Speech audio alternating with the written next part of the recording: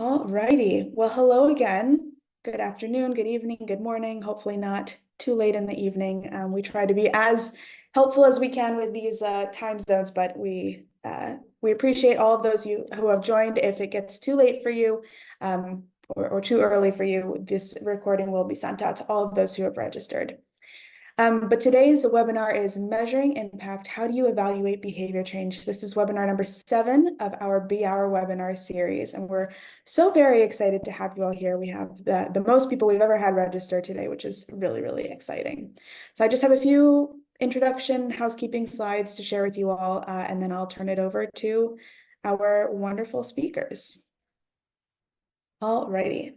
So I am just going to... There we go. So the first thing that I want to highlight, oh my goodness. The first thing that I want to highlight is that these are really awesome team building webinars. We'd love to learn from all of you as well as from our speakers. And the way that you, in theory, should have registered for this webinar is through our website, behavior.rare.org. So I encourage every one of you now, if you don't have an account through behavior.rare.org, to please make one so that you can continue coming to these webinars in the future. It's a free account. It'll give you access to behavior-centered design tools, to RARE's frameworks, and to a lot of really cool case studies and further opportunities to connect. So again, please make sure that you sign up for behavior.rare.org. I'll put that in the chat really quickly for everyone. And with that, I would like to also give a little shout out. We have a lot of really cool trainings upcoming. So if you are learning all about evaluating and assessing today, and you're like, wow, I really wish that I knew more about behavior-centered design, we have a lot of options for you. We have a really cool training coming up on October 8th through 10th with 2 awesome Rare staff, including Meg Serenia, who is here with us today. This is going to be a 3-day virtual intensive training that's going to be focused all about the 8 steps of behavior-centered design, which is one of our key frameworks at Rare. If you're interested in more of a slower paced and self-paced course, you can go to learn.rare.org to register for either the virtual training or the self-paced course, which is the same content, but you can complete it on your own time. We also have a very cool new course called Assess that I will talk about at the end of this webinar. So quickly, in last webinar, number 6, we had 2 Rare teammates, 2 B-Center teammates, and again, B-Center is Center for Behavior in the Environment. Kate Mantle reviewed the test step of the behavior-centered design journey, including what it is, why it's so important in the behavior-centered design journey, and some really important diversity, equity, and inclusion considerations when doing the test step. We also had Sanya Ashraf join us and give us an example of the test step using Rare's Fish Forever program, specifically learning or sharing insights about how fishers were able to provide feedback during the test step with SMS surveys in the field, as well as using the test step to find potential barriers and motivations for fishers to participate. And then, just like we will today, after our speakers talk, we will have a fruitful discussion, as we did last time, about the test step, today about evaluation and assessing your campaign. And I will let them give a better introduction of themselves in their respective presentations. But today, I'm very happy that Meg Serenia from Rare's B-Center is joining us from Seattle, Washington. We have Sheila Moravati, Habits of Waste founder, joining us from California. And Meg will go first, share a little bit about sort of the theory of the assess step and why it's so critical in behavior-centered design. With Meg, we'll also learn various methods of monitoring and evaluating program outcomes, including sort of the importance of various indicators, such as behavioral indicators. With Sheila, we'll see an example of how Habits of Waste has monitored, evaluated, and scaled their campaign over time. After both of our speakers go, we will split off into breakout rooms. You can choose which breakout room you go to, either Meg's to learn more about the theory behind Assess, ask any questions about how Rare does evaluating and monitoring, or go to Sheila's room to learn more about how Habits of Waste has really been successful in assessing their own campaigns.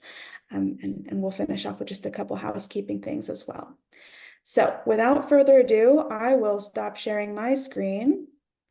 And I will turn it over to my wonderful colleague, Meg, and Meg will give us some background information. Meg, take it away at your convenience.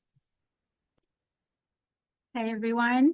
Hope you're seeing the right version of my screen? Yes. Yeah. Okay. So welcome. I'm very happy to be here with so many of you. My name is Meg Saranelia, and I work on learning and tools at Rare SPE Center.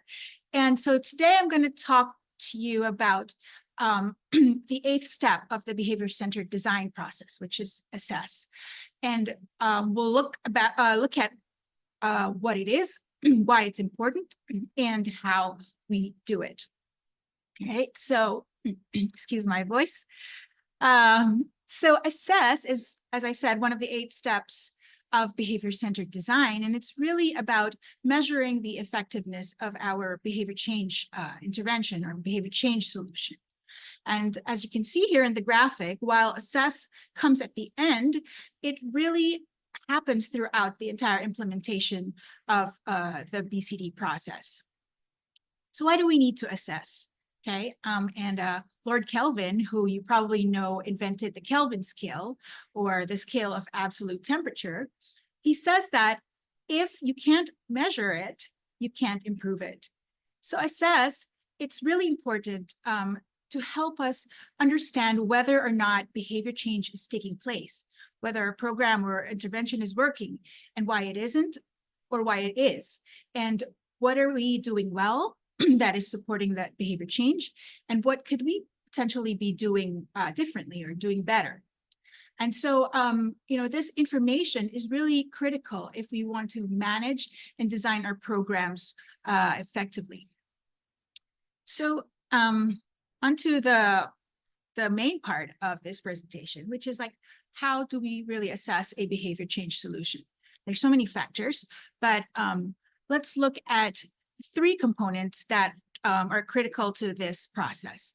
So first, we need a theory of change or a model to explain how behavior change happens, right? So what is that pathway that will lead to the desired behavior change and ultimately our desired social and environmental outcomes and goals? So we also need indicators, and these are the data points that we use to measure each step in this pathway to change. And then, of course, to do that, to monitor these indicators, we do the process of monitoring, evaluation, and learning. Some of you who are practitioners are probably familiar with M&E, or some programs call it MEL or MEL, monitoring, evaluation, and learning. And so here we regularly measure our indicators to see or track or monitor our progress. And then we use this information to evaluate whether the change happened and why and how it happened. And also we need to learn what we could do better in the future version of our program. So those of you, again, who are working in programs might be familiar with theories of change or some version of a logic model. And usually a typical theory of change explains how a program's activities or interventions are expected to produce the desired output. And in our case, this is a behavior or the desired behavior, and how this behavior could lead to our desired outcomes and our ultimate program goals. Okay, but for an intervention to lead to behavior change, something happens in between your intervention and the adoption of behavior, okay? And there are a lot of factors that affect behavior change. And as behavior change practitioners, we need to know what these are. So we need to have a behaviorally informed theory of change, okay? So behaviorally informed theory of change takes into account your target actor's psychosocial states, okay? And these include their psychological factors, such as their beliefs, their attitudes, emotions, cognitive biases, motivations, etc. And it also includes social factors like social norms or social influences like their peers, their family, their leaders, friends, etc. And it also includes other contextual factors like policy or infrastructure or the physical and natural environment. So a lot of things go into or affect behavior change. And knowing these things, knowing what these are, and tracking what these are will also help us to evaluate our intervention and therefore adaptively manage and learn how we can continually do better. So let's look at an example from RARE's flagship program, Fish Forever. And I'm going to play a super short video so you can also get a sense of the scenario. Let's begin with the story of how a team from RARE's Fish Forever program designed and assessed a solution to get fishers around coastal municipalities in the Philippines to register. Fisher registration, a key practice for fisheries management, involves registering as a fisher and licensing one's boat and fishing gear. This is vital for monitoring fishing activities. Without knowing who is fishing, managers cannot accurately assess the pressure on fisheries for informed management decisions. After gathering data insights about the challenge, the team found that fishers were willing to register, but often failed to do so because the process was too complex. Fisher registration, boat, and gear licensing were done separately in separate locations. In addition, they did not fully understand why they needed to register and how this could benefit them. The program team then hypothesized that if there is a clear and easy registration process, and if fishers understand its benefits, then they could expect an increase in fisher registration. After brainstorming ideas, prototyping, and pilot testing, they launched a unified registration and licensing platform for fisher, boat, and gear data. This streamlined the process, replacing the 3 separate ones. To promote its benefits, they used a community engagement tool called the Fish Game. They also conducted a social marketing campaign leading up to the registration event, where respected political and social leaders talked about the benefits of the program. Next, they needed to assess their solution. How do we assess if an intervention like the fisher registration program is working? Okay, so as you heard in the video, one of the behaviors that is necessary for sustainable fisheries is that fishers register, okay? And one of the psychosocial states that is necessary for this behavior to happen is that fishers feel that the process is easy. Okay, there are many more, but we'll focus on this one.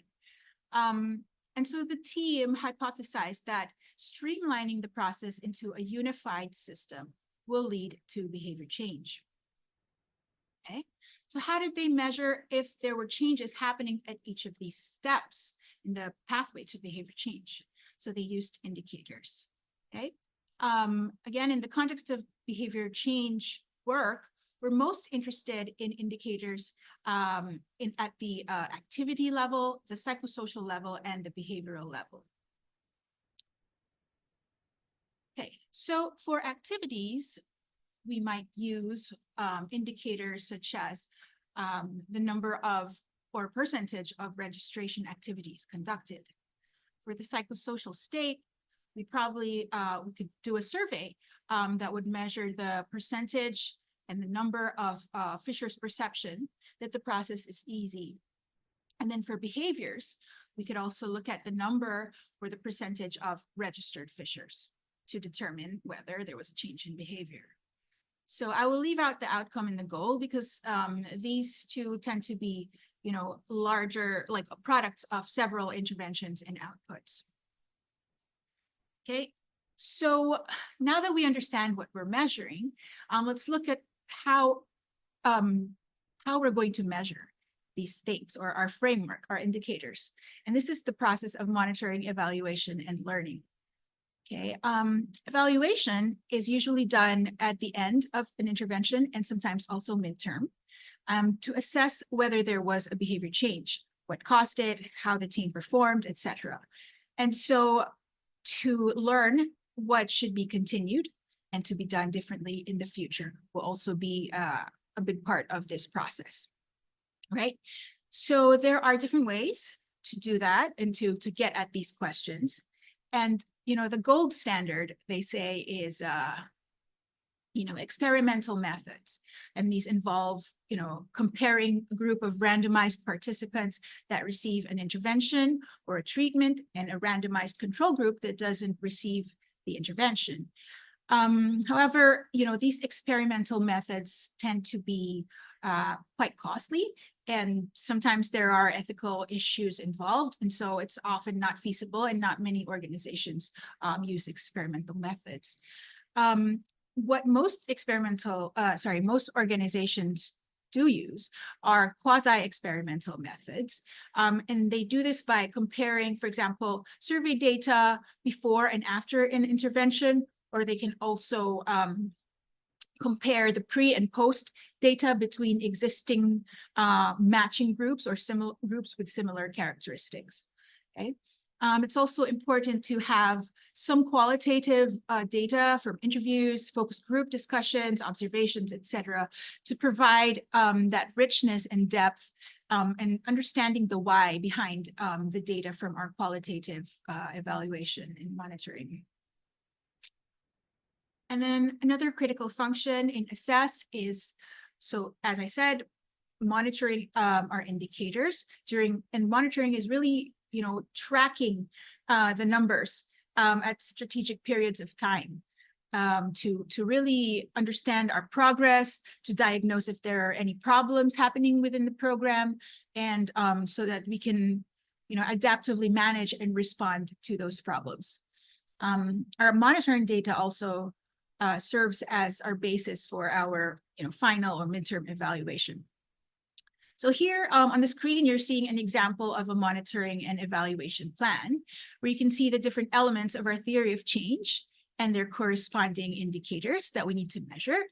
And then we include the baseline indicators and the target indicators that we want to reach at specific points in the project. In this case, it's a yearly thing. And then the plan also looks at, of course, it outlines your data methods, data collection methods for each of these different indicators. And then, yeah, they're usually, your typical methods like surveys, interviews, focus groups. And now there's a lot of, more innovative ways, such as automatic text surveys, that, these allow more frequent pulse monitoring. And there's like, the business platforms that track your data, as you shall see in our next presentation. And then finally, we consider the frequency of our monitoring and who's, of course, responsible for collecting those data. And then lastly, before I end, I wanted to make a quick note on considering diversity, equity, and inclusion in our processes, especially if we're working with more vulnerable populations. So 2 things to note here would be to kind of report and share outcomes of our interventions with your different stakeholders, and also make sure that you're monitoring any long-term or unintended effects of your intervention. So that's it for me. Thank you. And yeah, apart from, I think before I give you over to Maria for our next session, I just wanted to note that this was kind of like our example that we use for Fish Forever is more around, an in-person approach to monitoring and evaluation. Although I'm excited to share also that the Fish Forever program has just recently ventured into the use of AI to capture and generate insights. So that will be exciting. But in the next session, we'll see more what assess looks like in a more automated and digitized setting. So back to you, Maria, and I'll see you all again in our breakout sessions at the end. Thank you so much, Meg. That was a wonderful overview. And now I'm happy to turn it over to Sheila from Habits of Waste. Sheila, feel free to take it away. Thank you so much. I'm just going to share my screen now. Okay, hopefully everyone can see this okay. Yes. So I am the founder of Habits of Waste. I created this organization after another organization that I started called Crayon Collection. I was taking my daughter out to lunch and breakfast and dinner whenever possible because she loved to eat at California pizza kitchen and did not like my cooking. And every time we would get 4 free crayons, some of them never made it out of the box and they would get thrown in the garbage. So I kept on thinking, there's no way this is a good lesson for her. There's no way this is good for the planet. And there's so many schools in need. So I started asking restaurants to collect the crayons that kids left behind, and I would find a local school within 5 miles that was considered Title I, where more than half the population was living under the poverty line, and we would donate them. And after a few years of really hard work, we're in all 50 states, 10 plus countries. We've saved over 22 million crayons and even set a Guinness World Record. So it was through those same restaurants that I kept seeing all the plastic straws on people's tables and wondered, why do we have all these straws here? Who is asking for these? And to be honest with you, I was like, we can't recycle them. We can't upcycle them. What can we do with them? And I realized that in the city of Malibu, which is in my backyard, we could make a difference by spearheading the world's first plastic straw and cutlery ban. That was definitely the beginning of Habits of Waste. And I realized that small changes do make a big impact because it was a worldwide ripple effect. If you all recall, around 2018, how many plastic straw bans came up. And there was a real big conversation around single-use plastic straws at the time, but I used my 2 minutes that everyone also gets in their city council meetings to make a difference and make a change. So I really strongly urge everyone after this conversation to think about things that bug them and to take action on them, because there is a path forward and we've done it several times. And today we're going to talk about a plastic cutlery campaign I created. So this is how Habits of Waste works. Basically, we create a grassroots movement using individuals to help us amplify an issue or a problem. We create a structural change or suggest a structural change within corporations or within legislation. And we basically smush these two together as a top-down, bottom-up approach in order to create enough pressure for change to happen. The truth is that this has been a successful way of social movements over, hundreds of years. And we're just basically using what has been done in the past and applying it to, climate change and sustainable practices. So we realize that individuals alone can't do it, and corporations won't do it unless there is the individual pressure coming up and bubbling up in a big way among the masses. So how we choose to lead our lives really does make the difference. So sometimes it starts within your household, your daily life, in order for it to start to ripple out and come into other areas. And then suddenly, you believe it or not, you're passing laws. That was my story. I never expected to be in this position, but those crayons really did bother me so much so that I started a full-on charity, and then it turned into more, and now look at where we are. So this is cutout cutlery. At the end, if I have time, I'd love to show you this video. The key thing here is, going back to what Meg was saying about really being mindful of how people live their lives. I was really hearing constantly how much people were annoyed with so much plastic cutlery coming in and when they're ordering in, and that they didn't want it. They just couldn't get around the apps or the restaurants to hear their, requests that I don't need this, I don't want this. The truth is, I kept wondering, well, if we all put a note in, maybe it'll work. But there are people, in this world that you guys might be experiencing that crazy rush at 5:30, 6 p.m. Everybody's got to eat their dinner, they're hungry, they're stressed, got to get dinner on the table and move on. They do not have the time or the energy to sit there and write a note to the restaurant saying, please don't give me plastic cutlery. So suddenly it occurred to me, well, what if we played with the default setting? So that if the default setting suddenly changes so that there's no plastic cutlery provided unless someone needs it and requests it, then we can start to make change in a very effective and scalable way. And this was a video that, again, I'll show you guys later, but the point is to keep it light and fun. And it's a very unique video because you have no idea what Adam Devine, who's an actor, is talking about. There's a few other actors in it. BuzzFeed posted it with us and created it with us. And it just allows people to have a little play, a little fun, and realize that there is something that we're all annoyed by, and that is that junk drawer of plastic cutlery. And, bringing back the rare model here, we really do believe that choice architecture is low-hanging fruit for behavior change. So how can we take advantage often of all these moments in time where we can really start to look at things differently and give ourselves a chance to do better without really having to change much. Like the food delivery applications really didn't change much except for a small toggle shift. But guess what happened? It actually allowed for massive change. So here's what an example looks like in Postmates, and above it is Uber Eats. In 1 year, Postmates prevented 122 million packs of cutlery from entering the waste stream. I did a little bit of math, and that's a $3.2 million savings for restaurants. Okay, that's just a toggle change, guys. It's not a big deal, right? But look at the impact. Grubhub processed 166 million orders without plastic cutlery in a whole year. And one of their average orders has about 3 to 4 packs of plastic cutlery. So look at the impact right there. As we gain more access to data and access to, the results, we can see how we can then leverage that for more change. So I'll show you what we did next. We used that information during the pandemic to show legislation that actually this idea is alleviating pressure off of restaurants by saving them money. So we were able to pass AB 1276, and this was with the support of a very large anti-plastic coalition who not only helped us pass AB 1276 in California, just recently it was done in New York City, in Washington, in Colorado. So it's now in about 27 cities and counting, and we're seeing the impact grow tremendously. Just based on some of the average numbers, we have well over 1 billion pieces of plastic cutlery have saved that much from entering the waste stream. And that's just like a very conservative estimate.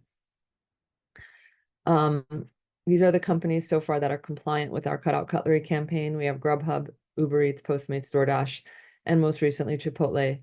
The reason why we needed all of them to comply was because we did not want to have a user go in one area of the world and have a certain toggle or like a certain default setting and then travel somewhere else and it's different. It was very important to create a new societal norm and value around plastic cutlery that needs to be upon request.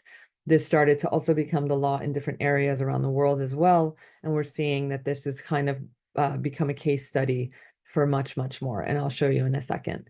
But we're not done. We want to see Wendy's, Burger King, McDonald's, all these huge fast food chains also participate in this so that once again, we really establish that there's a societal behavior and value system around the on request for single-use plastics. So this is basically the way that we establish our change, and we really try to broaden our impact by using the benefit of corporate partners, individual action, legislation, and really hammering it in that this is a change that we need. So one of the things that we're really proud of is a study was done in China based on this campaign of ours. And just this small nudge that we created increased the share of no plastic cutlery in orders by 648%. So these external research sources help us not only confirm the fact that what we did was a great step forward, but that how else can we apply this to other behaviors and other areas and arenas. So this is one of our campaigns.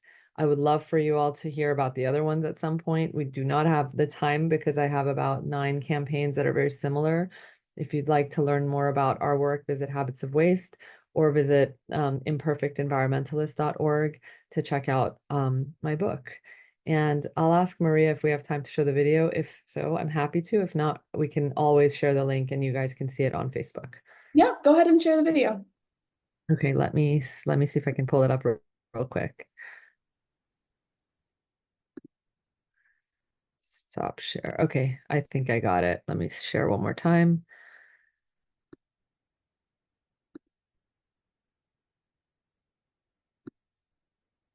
I'll have one. We can't stop it. Hang on. It's my dirty. One more time.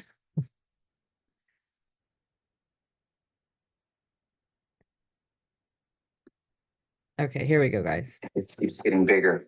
We all have one. We can't stop it. It's my dirty secret. Most of the time, we've never even asked for it. Even your grandma has one? It's worse than you think. You show me yours, show you mine.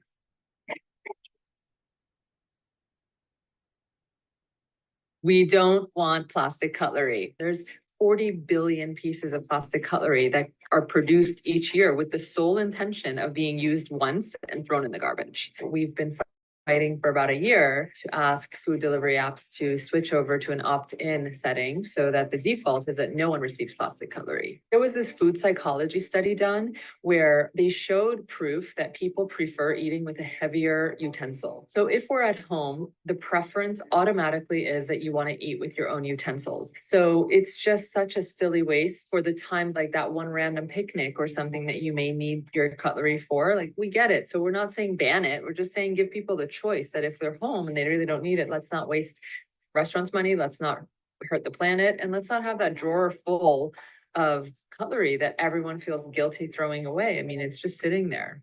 The good news is we were able to get Uber Eats and Postmates on board. At Postmates, we've been able to eliminate 122 million sets of plastic cutlery from going out into the world. Now, the challenge is we still haven't gotten the rest of the food delivery applications on board. And until we get them all to have the same default setting, there's a big possibility that we'll still receive plastic cutlery in our orders. There's many restaurants who serve food to Grubhub and DoorDash and Seamless and Caviar. And so they're back there trying to fill these orders as fast as possible. But as soon as they're just like, do they want cutlery? Do they not? I don't know what to do. Oh, I'll just throw it in there. So until we switch the default setting to say like, hey guys, no more cutlery unless you see a request, then the behavior will change. Show us your drawer. Everybody's got one where there's a ton of plastic cutlery. Snap a picture of that and put it out there, because this is the problem. We don't want to throw it away, but really, like, what are we supposed to do with this stuff? I really invite everybody to try it and post it and tag these companies: Grubhub, DoorDash, Caviar, Seamless. Please, Grubhub, DoorDash, jump in, join us. About a year ago, I started a campaign called #CutOutCutlery. It was born mainly because I kept getting that guilty feeling when I would get food ordered in, and I had no interest in having plastic cutlery, yet it always seemed to be in my bag. Even if I put in a note or make a request for no cutlery, it would still land in my bag. If we could just switch the default setting in food delivery applications, then the behavior would change. There was a study done in the UK about organ donations. As soon as they switched the default setting from opt-in to opt-out, people were more likely to donate their organs by a huge drastic change. It's just one button, one little button to switch over, and it can make such a huge impact. Cutout cutlery is a simple way to resolve a massive problem that just seems to not go away.